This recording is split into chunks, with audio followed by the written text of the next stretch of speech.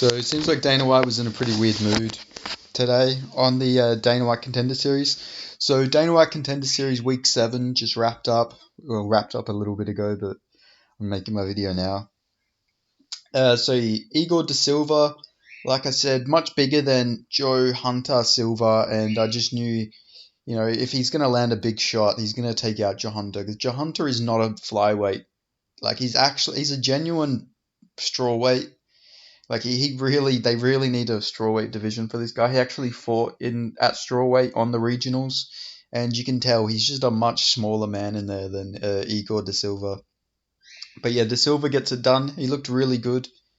He's really young too, only 20 years old, 8-0. And yeah, he's had some really impressive performances. He's at flyweight. That flyweight division is looking really solid. I can't believe a few years ago they were going to cut that division, because there's actually some really fun prospects coming up. Of course, he's from Shootbox, same gym as... Oh, I think this is... so he's at a different Shootbox, I think. So he's at his own version of Shootbox. So not the same Shootbox as Charles Oliveira. So that's interesting to see. He's at the same gym as Joe Henderson Brito, Khabib Gordon. Never heard of this guy before, but he's Brazilian, but he represents Israel, so that's interesting to see. Must be a Brazilian Jew. But still, going on to the card itself, instead of going through all of his teammates, but he trains out of a good gym with Joe Henderson Brito, who's a really good fighter. But yeah, he looked really good, and it'll be fun to see who they match him up with. He's young, so no need to rush this guy. He'll make his way up perfectly fine. He seems like a really good fighter from what I've seen in this fight. And Joe Hunter's no slouch himself, but he's a bit undersized for flyweight, which is not a statement I ever thought I'd make about a fighter. And then we had another fight, which was in the lightweight division between Kanan Krawinski and Dylan Martello.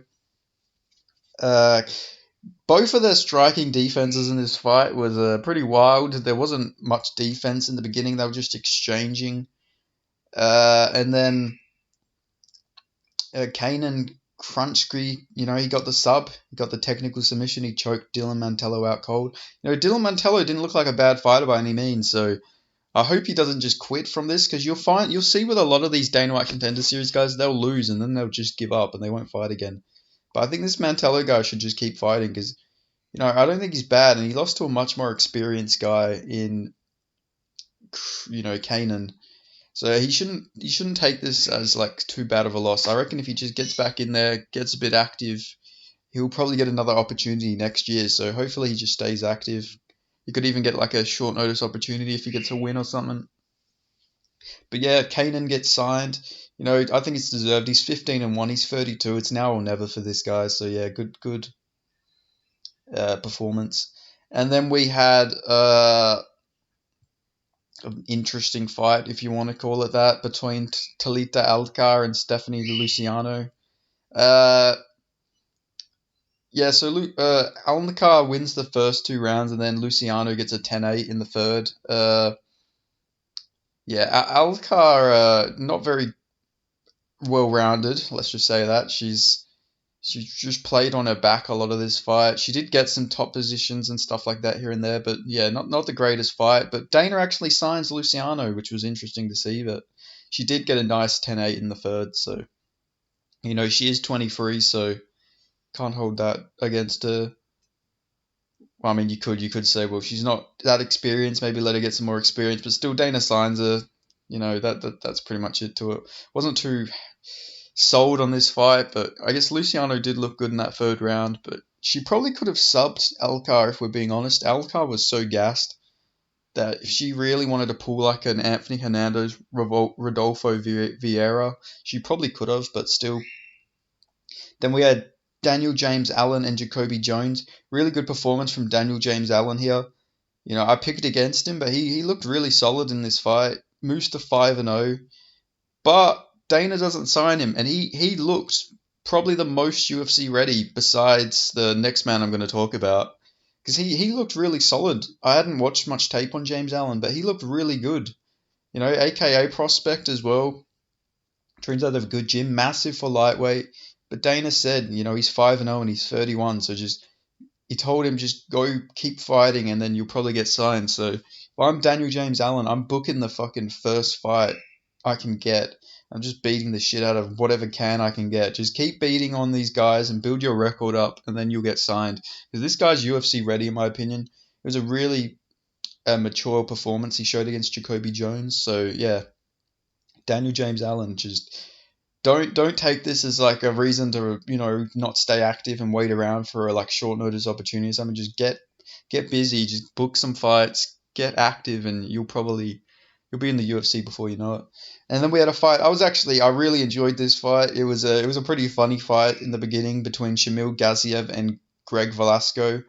So Shamil Gaziev, he literally drops Greg Velasco in like 4 seconds, knocks him down, and then tries to like get on top of uh, Greg Velasco, and then he gets reversed, and Greg Velasco finds his back, and he's got hooks in and everything, but uh, his legs weren't properly in, and Shamil, to credit to him, did show some really good jiu-jitsu defense. He actually moved the legs off, and then yeah, he reversed the position and got on top. But it was funny as fuck because it was like, oh my god, he's about to get subbed, but he managed to get out of it.